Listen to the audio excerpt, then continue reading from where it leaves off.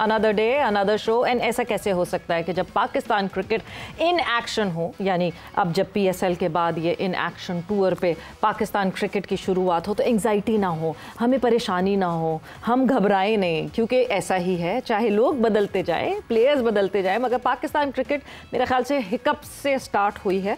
और कहने को आप ये भी कह सकते हैं कि हाँ जी नई टीम है, टाइम देना चाहिए, मौका देना चाहिए, मगर फिर ऐसे लड़कों को जो है वो ब्लाइंडली स्लॉगिंग भी नहीं करनी चाहिए। तो कुछ चीज़ें जहाँ पे आप थोड़ा सा लेवरेज दे सकते हैं एक नई टीम, अपब्रिंगिंग कमिंग टीम को, मगर दूसरी तरफ बहुत सारी चीज़ें ऐसी हैं जो कि बेहतर हो सकती थी और बेहतर होनी चाहिए थी। बिकॉज वेग लगी टीम का, कोई ऐसा नहीं लगा, हाँ प्लान सिर्फ ये था कि तेज़ खेलेंगे, मगर तेज़ खेलने के अलावा कुछ नहीं पता था। इधर रन आउट्स हो रहे थे, इधर कोई भाग रहा है, उधर कोई भाग रहा है। So it was like a complete chaos.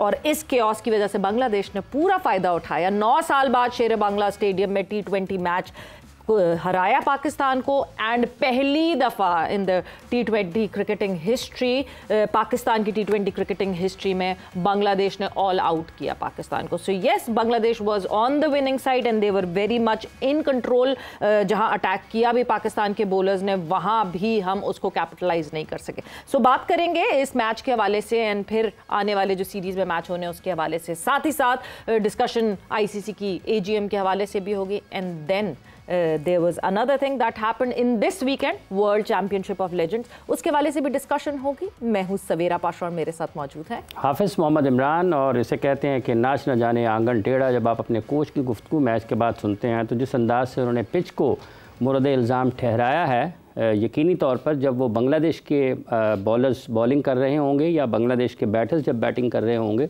तो वो पिच बदल गई होगी। आपके बल्लेबाज आंखें बंद करके बल्ले घुमाते जाएं और आउट होते चले जाएं। ये पिच उस वक्त ख़राब क्यों नहीं थी जब साइम अयूब और फ़खर जमान ने आगाज़ किया इनिंग्स का? ये पिच उस वक्त ख़राब क्यों हुई जब अंधाधुंध भागने की कोशिश करते हैं मोहम्मद नवाज़, या फिर अंधाधुंध एक गलत कॉल देते हैं फ़खर जमान को रन आउट करवाते हुए खुशदिल शाह, या फिर जब ये एक उन्होंने फ़िक्स किए फील्डर्स अपने वहाँ पर जहाँ शॉट्स जा सकते थे। तो बेहतर प्लान था बांग्लादेश का पाकिस्तान के ख़िलाफ़, पाकिस्तान की टीम के खिलाड़ी बदल जाएं, लेकिन जो गेम अवेयरनेस की कमी की बात पहले दिन से हो रही है, आज भी वही नज़र आती है। इस मैच में हारने के बाद आपकी हिकमत अमली ठीक नहीं है, वो भी नज़र आती है। तो इन तमाम चीज़ों में आपके ऑलराउंडर्स की भरमार है टीम में, शायद स्पेशलिस्ट पाकिस्तान के पास कम हो गए हैं। तो मासूम लोगों को उनके ज़ख्मों पर नमक छिड़कने के लिए या फिर उनकी हमदर्दियाँ हासिल करने के लिए एक नए चेहरों के ऊपर अपने तजुर्बात करने का सिलसिला शुरू किया और तजुर्बागाह बना दिया पाकिस्तान की टीम को। ये एक अफसोसनाक चीज़ है। आप ज़रूर ये कह सकते हैं कि पहला मैच था, लेकिन गलतियाँ पहली मरतबा नहीं हैं, ये दोहराई जा रही हैं प्लेइंग 11 में भी और शॉट सिलेक्शन में भी। साथ ही साथ जहाँ तक ताल्लुक़ पाकिस्तान और भारत के क्रिकेट ताल्लुकात का है, उसका एक और बदतरीन मिसाल भारत की तरफ से ये सामने आई जब उन्होंने खेलने से इनकार किया पाकिस्तान के खिलाड़ियों के साथ और मैच नहीं हो पाया। तो वो पाकिस्तान ही नहीं, इंडिया ही नहीं, दुनिया भर के करोड़ों शायकीन क्रिकेट जो कि पाकिस्तान और भारत के क्रिकेट मैचेस को देखना चाहते हैं, उनके सामने एक मरतबा से फिर भारत का ये बदतरीन चेहरा और उनकी ये नफ़रत आमेज़ जो पॉलिसी है खेल में, जिसमें वो सियासत को शामिल करते हैं, उसको दुनिया ने एक मरतबा से फिर देखा है कि वो पाकिस्तान के साथ क्रिकेट के ताल्लुकात के मामले में वो सिर्फ़ और सिर्फ नरेंद्र मोदी की बात मानते हैं। और नरेंद्र मोदी की बात मानने वाले जय शाह ICC के भी सरबराह हैं, और वही जय शाह पाकिस्तान क्रिकेट बोर्ड के सरबराह मोहसिन नकवी साहब जो कि ACC के भी सरबराह हैं, ACC को भी अपनी सियासत के भेंट चढ़ाने के लिए पूरी कोशिश कर रहे हैं।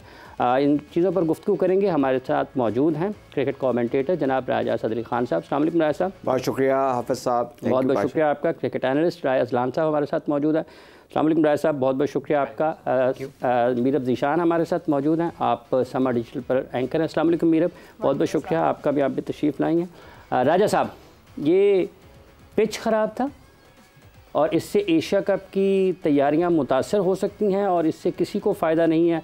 2026 के वर्ल्ड कप को भी देखते हुए क्या ये बांग्लादेश में पहली मरतबा क्रिकेट हो रही है?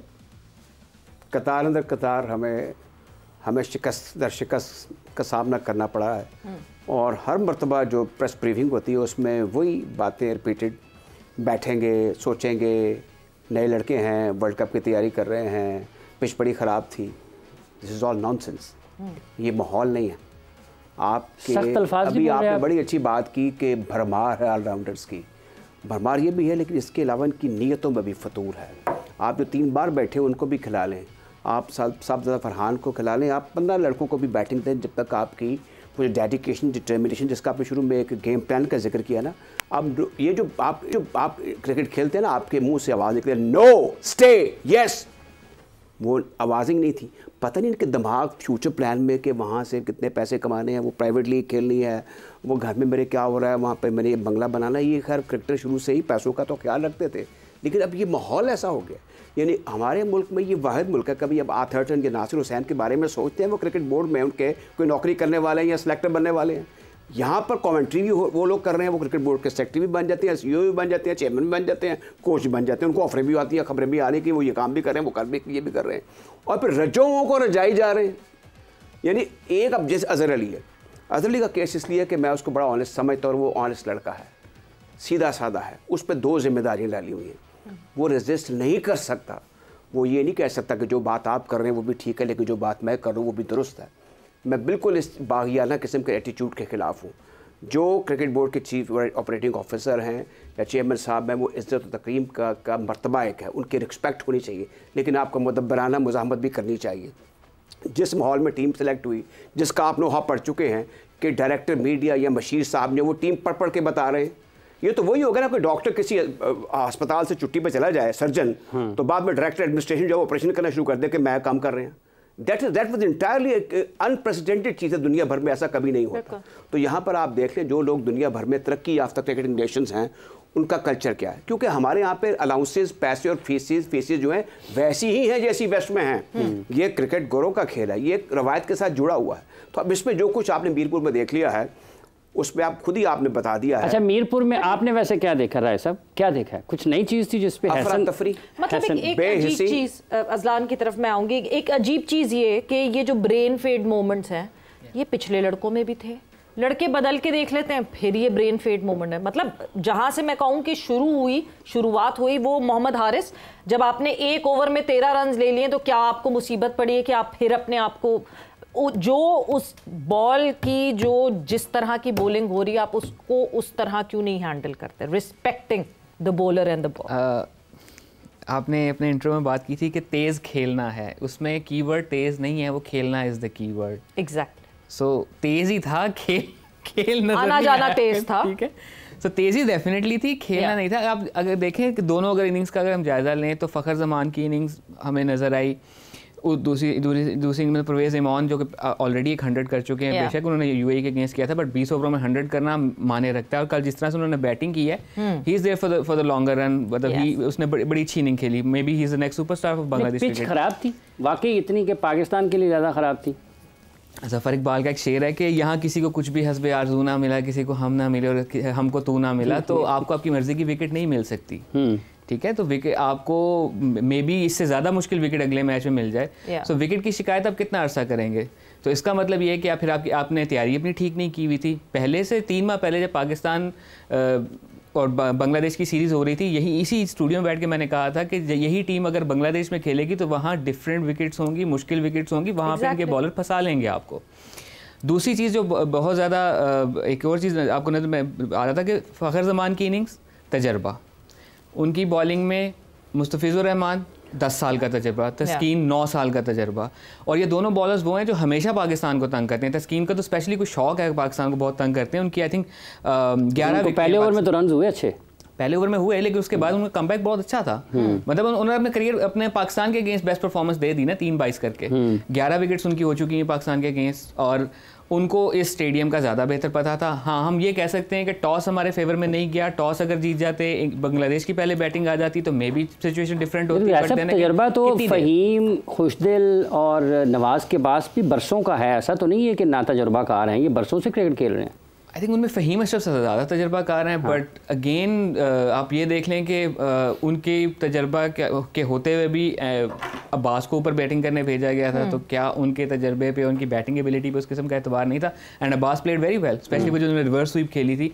और एक और चीज़, उन्होंने क्रॉस बैट खेला लेकिन फ्लैट बैट खेला, और उनकी चीज़ें और उनकी शॉट कनेक्ट हो रही थी, बाउंड्री से बाहर जा रही थी। हमारे यहाँ शुरू की जितनी भी विकेटें दरमियान की गिरी हैं वो इसी तरह से गिरी हैं कि वो बाउंड्री के पास कैच हो रहा है, तो उसका मतलब ये है कि अगर थोड़ी सी बाउंड्री 5-1 मीटर परे कर दी जाए तो ये बाउंड्री पे कैच होना शुरू हो जाएंगे। अगेन कल का मैच मे भी एक बुरा दिन था, लेकिन ये भी चीज़ साबित करती है वो जो हमने एक कैंपों का जुमा बाजार लगाया हुआ था कि 3 दिन का अब हो गया है, अब दूसरा फेज शुरू हो रहा है, अब तीसरा फेज शुरू हो रहा है, समझ नहीं आता कैंप है कि कोई कॉलोनी है कि जिसके फेजेस चल रहे हैं।